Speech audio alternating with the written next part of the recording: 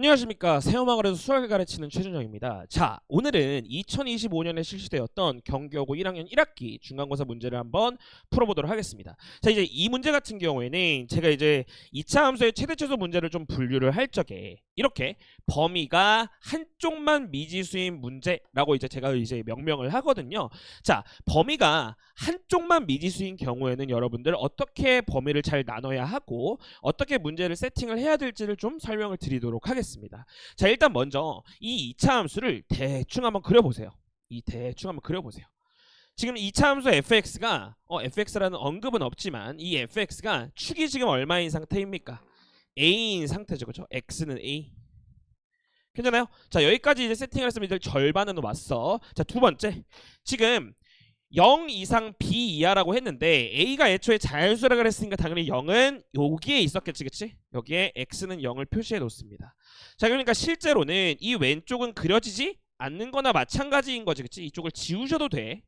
괜찮나요? 자, 그러면 이제 어디까지도 이제 표현을 해 놓으시면 좋냐면 범위가 한쪽만 미지수일 때에는 이 0을 대입한 함수값과 함수값이 똑같도록 하는 이 x값도 표현을 해놓는 게 굉장히 좋습니다. 자, 지금 축이 a이기 때문에 0과 함수값이 똑같은 x값은 당연히 얼마일 거야? 2a일 거야. 더해서 축의 2배가 되어야 되니까요. 자, 그래서 지금 현 상황에서 이 문제 말고 그냥 이렇게 범위가 한쪽만 미지수인 경우를 설명을 드리는 거예요. 이렇게 범위가 한쪽만 미지수일 때에는 이 미지수 b를 범위를 몇 개로 나눠야 되냐면 첫 번째, 지금 상황에서 설명을 해드릴게. 최대값이 궁금하면 범위를 2개로만 나누셔도 돼. 자, 어디? 축보다 왼쪽이냐 오른쪽이냐만 나누시면 돼요. 다시, 축보다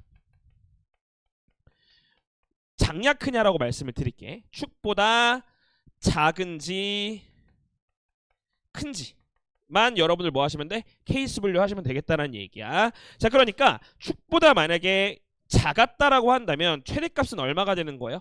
실제로 이 b를 대입한 요 fb가 된다라는 거 어렵지 않게 얻어낼 수 있겠지, 그치? 자, 그리고 축보다 만약에 크다라고 한다면 어때요? b가 여기 있었다면 당연히 이 꼭지점 좌표가 최대값이 되는 거겠죠, 그쵸? 자, 그렇기 때문에 최대값이 궁금하면 위로 블록 기준으로 축보다 작은지 큰지만 여러분들 범위를 나눠주시면 되겠다. 자, 그럼 두 번째, 최소값이 궁금하면 여러분들 어떻게 해야 될까요?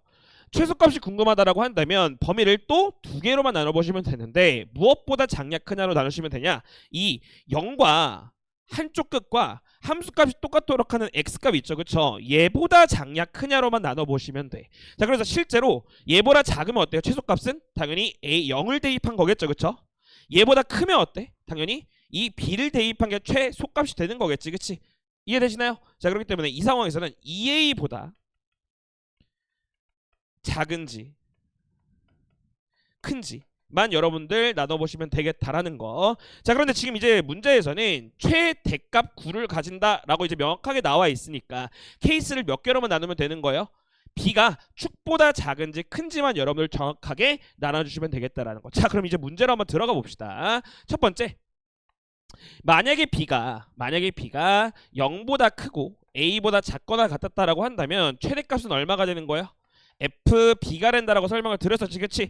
이해를 돕기 위해서 색칠을 조금 해드릴게. b가 만약에 여기 있으면 이 2차 함수는 여기서만 그려지는 것이고 최대값은 당연히 b를 대입한 게 되는 거겠죠, 그쵸?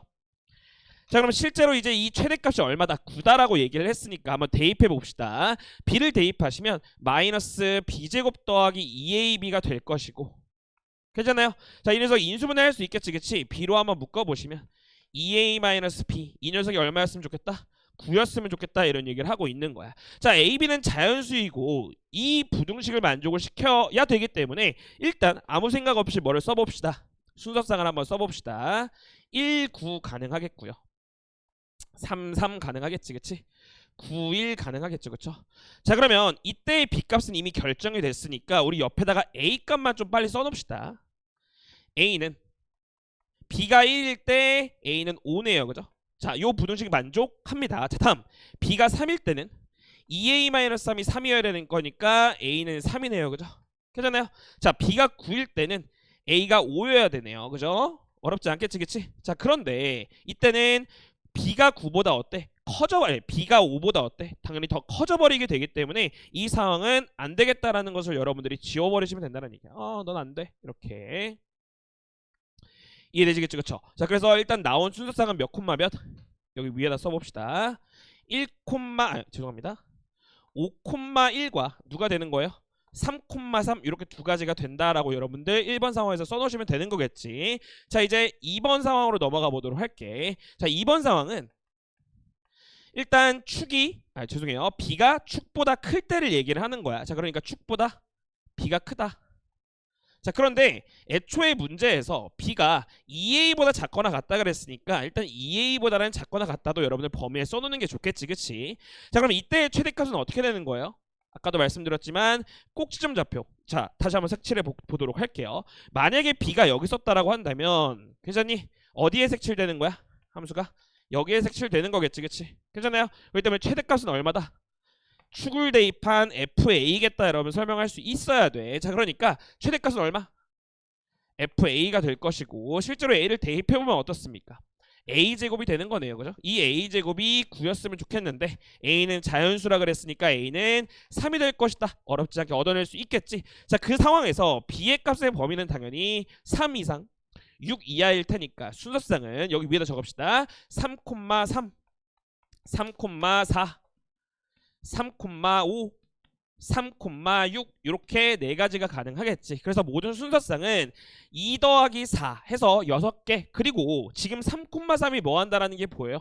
중복돼서 일어나고 있다라는 게 보이시지? 그치? 이거 하나는 뺍시다. 그래서 총 몇 개? 5개다라는 것을 어렵지 않게 얻어낼 수 있고, 지금 범위가 한쪽만 미지수일 때는 아까도 말씀을 드렸지만 이 상황을 세팅을 해놓는 것이 가장 문제를 풀기가 편해요. 제가 범위가 미지수, 축이 양쪽 다 범위가 미지수 그리고 축이 미지수 이럴 때에는 제가 그림을 그리는 걸 그렇게 좋아하진 않아. 왜냐면 그림을 그리다가 더 헷갈리거든. 그래서 그때는 표를 그리는 것도 굉장히 좋은 방법이기는 하지만 지금 이 상황에서는 이런 그림을 그려서 눈으로 바라보는 것이 여러분들이 훨씬 더 쉽게 문제를 접근하는 방법이니까요. 왜냐면 한쪽이 고정되어 있기 때문에 사실 이 오른쪽에 대해서 우리가 잘 따져보면 된단 말이야. 그렇기 때문에 그림을 그려서 이렇게 세팅을 해놓고 문제를 시작하셨으면 좋겠습니다. 자, 오늘은 여기서 마무리하도록 하고요. 여러분 중간고사 얼마 남지 않았으니까 끝까지 화이팅하는 모습 보여주시면 좋을 것 같습니다. 자, 화이팅입니다.